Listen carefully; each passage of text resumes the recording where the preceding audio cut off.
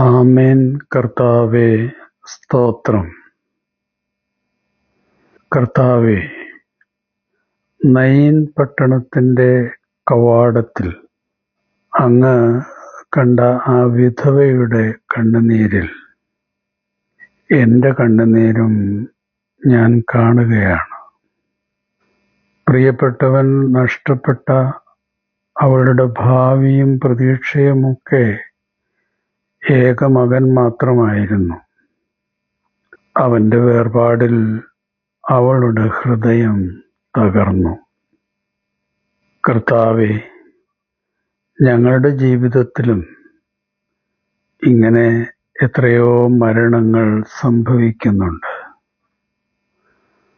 സ്വപ്നങ്ങളുടെ മരണം, ബന്ധങ്ങളുടെ മരണം, പ്രതീക്ഷകളുടെ മരണം, ആത്മചൈതന്യത്തിൻ്റെ മരണം, ചിലപ്പോൾ പ്രാർത്ഥനയുടെ പോലും മരണം. പുറമേ ജീവിച്ചിരിക്കുന്നത് പോലെ തോന്നുമെങ്കിലും പലരും അങ്ങയിൽ നിന്നകന്ന ആത്മമരണത്തിൻ്റെ ദുരന്തത്തിലാണ്. ഈ സംഭവത്തിൽ ഏറ്റവും വലിയ അത്ഭുതം സാന്ത്വനിപ്പിക്കുന്ന അങ്ങയുടെ ഹൃദയമാണ്. കർത്താവ് അവളെ കണ്ടപ്പോൾ അവളോട് അനുകമ്പ തോന്നി. അവൾ അങ്ങയോട് സഹായം ചോദിച്ചില്ല, ഒരപേക്ഷയും സമർപ്പിച്ചില്ല, വിശ്വാസപ്രഖ്യാപനവും നടത്തിയില്ല. എന്നിട്ടും കർത്താവേ, അവിടുന്ന് അവളെ കണ്ടു. മനുഷ്യർ പലപ്പോഴും ഞങ്ങളുടെ പുഞ്ചിരി മാത്രമാണ് കാണുന്നത്. എന്നാൽ കർത്താവേ, അവിടുന്ന് ഞങ്ങളുടെ ഹൃദയത്തിലെ മുറിവുകൾ കാണുന്നു. മറ്റുള്ളവർ ഞങ്ങളുടെ വാക്കുകൾ മാത്രം കേൾക്കുന്നു. കർത്താവേ, അവിടുന്ന് നിശബ്ദ നിലവിളികളും കേൾക്കുന്നു. മറച്ചു വയ്ക്കുന്ന വേദനകൾ പോലും അങ്ങയുടെ കണ്ണുകൾ കണ്ടറിയുന്നു. ഞങ്ങളുടെ വിലാപം അങ്ങയെ തേടിയെത്തുന്നതിന് വളരെ വളരെ മുമ്പ്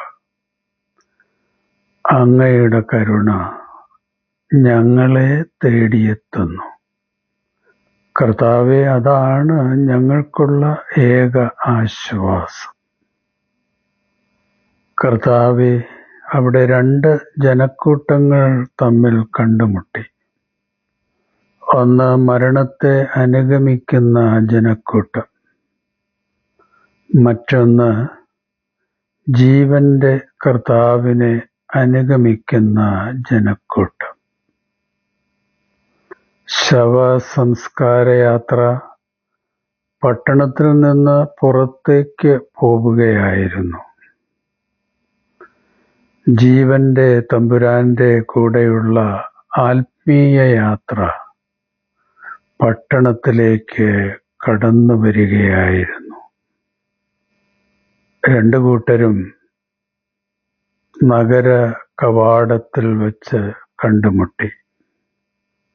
കർത്താവെ, ഞങ്ങളുടെ ജീവിതത്തിലും ഈ നേർക്കാഴ്ച പലപ്പോഴും സംഭവിച്ചിട്ടുണ്ട്. നിരാശയുടെ വഴിയെ ഞങ്ങൾ നടന്നപ്പോൾ പ്രത്യാശയായി അങ്ങ് ഞങ്ങളുടെ അടുക്കൽ വന്നിട്ടുണ്ട്. എല്ലാം അവസാനിച്ചു എന്ന് കരുതിയ നിമിഷങ്ങളിൽ പുതിയ സാധ്യതകളുടെ വാതിൽ കർത്താവെ അവിടുന്ന് ഞങ്ങൾക്ക് തുറന്നു തന്നിട്ടുണ്ട്. ഞങ്ങൾ നഷ്ടം മാത്രം കണ്ട ജീവിതാനുഭവങ്ങളിൽ അവിടുന്ന് അനുഗ്രഹത്തിൻ്റെ വിത്തുകൾ, പ്രത്യാശയുടെ വിത്തുകൾ വിതച്ചിരുന്നു. കർത്താവേ, അവിടുന്ന് ശവമഞ്ചത്തെ സ്പർശിച്ചു. യഹൂദ നിയമപ്രകാരം അത് അശുദ്ധ സ്പർശമായിരുന്നു. അങ്ങ് ആചാരപരമായ അശുദ്ധിക്ക് പ്രാധാന്യം കൊടുത്തില്ല. എൻ്റെ തകർന്ന ജീവിതത്തെ സ്പർശിക്കുവാൻ അവിടുന്ന് ഒരിക്കലും മടി കാണിച്ചിട്ടില്ല. ഞാൻ മറച്ചുവെക്കുന്ന പാപങ്ങളെയും എൻ്റെ മുറിവുകളെയും എൻ്റെ പരാജയങ്ങളെയും വീണ്ടുണങ്ങി വരണ്ട എൻ്റെ ഹൃദയത്തെയും സ്പർശിക്കുവാൻ കർത്താവേ, അവിടുന്ന് തയ്യാറായി. അങ്ങയുടെ വിശുദ്ധി എൻ്റെ അശുദ്ധിയേക്കാൾ ശക്തമാണ്. അങ്ങയുടെ ജീവൻ എൻ്റെ ആത്മമരണത്തേക്കാൾ ശക്തമാണ്. കർത്താവേ, അവിടുന്ന് ആ യുവാവിനോട് പറഞ്ഞു, ഞാൻ നിന്നോട് പറയുന്നു, എഴുന്നേൽക്കുക. ആ വാക്ക് മരിച്ച ഒരു ശരീരത്തെ മാത്രമല്ല ഉണർത്തിയത്, പ്രത്യാശ മരിച്ച അവൻ്റെ അമ്മയുടെ ഹൃദയത്തെയും ഉയർപ്പിച്ചു. ഇന്നും അതേ ശബ്ദം ഞങ്ങളോട് സംസാരിക്കുന്നതായി കർത്താവെ ഞങ്ങൾ കേൾക്കുന്നു. നിന്റെ നിരാശയിൽ നിന്ന് എഴുന്നേൽക്കുക. നിന്റെ ഭയത്തിൽ നിന്ന് എഴുന്നേൽക്കുക. നിന്റെ ആത്മീയ അലസതയിൽ നിന്ന് എഴുന്നേൽക്കുക. നിന്റെ പരാജയ ബോധത്തിൽ നിന്ന് എഴുന്നേൽക്കുക. എഴുന്നേൽക്കുക. എഴുന്നേൽക്കുക. ജീവൻ നൽകുന്ന ജനിമൃതി രഹസ്യങ്ങളുടെ ജീവസ്വരമാണ് അങ്ങയുടെ ശബ്ദം. കർത്താവേ, അങ്ങ് ആ യുവാവിനെ ജീവനിലേക്ക് കൊണ്ടുവന്ന ശേഷം അവനെ അവൻ്റെ അമ്മയ്ക്ക് തിരികെ നൽകി. അവിടുന്ന് പ്രശ്നങ്ങൾ പരിഹരിക്കുന്ന ദൈവം മാത്രമല്ല, തകർന്ന ജീവിതങ്ങളെ പുനർനിർമ്മിക്കുന്ന സൃഷ്ടാവും കൂടിയാണ്. ജീവചൈതന്യം നഷ്ടമായ ഞങ്ങളുടെ ജീവിതത്തിൻ്റെ എല്ലാ മേഖലകളെയും അവിടുത്തെ വിസ്മയകരങ്ങളിൽ ഒന്ന് സമർപ്പിച്ചോട്ടെ. മൃത്യുഗന്ധം വമിക്കുന്ന എൻ്റെ അന്തരംഗത്തിലേക്ക്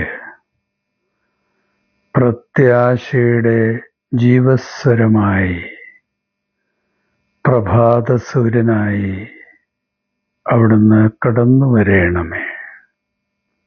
അന്ത്യം എന്ന് ഞാൻ എഴുതിയ എൻ്റെ ജീവിത ഫയലുകളിൽ പുതിയ തുടക്കം എന്ന് ദിവ്യകരങ്ങളാൽ എഴുതേണമേ. കർത്താവേ, അവിടുന്ന് നയീൻ കവാടത്തിൽ നിന്നതുപോലെ ഞങ്ങളുടെ ജീവിതത്തിൻ്റെ ദുരന്ത താഴ്വരകളിലും ദയവായി വന്നു നിൽക്കണമേ. അങ്ങയുടെ ജീവദായകമായ വിസ്മയ ശബ്ദത്തിൽ ഞങ്ങളെ വിളിക്കണമേ. അവിടുത്തെ സാന്നിധ്യത്തിൽ വിലാപയാത്ര പോലും ഉയർപ്പിൻ്റെ ആഹ്ലാദമായി മാറും. ആമേൻ. കർത്താവേ, സ്തോത്രം. ശുഭാശംസകളോടെ എ പി ജോർജച്ചൻ.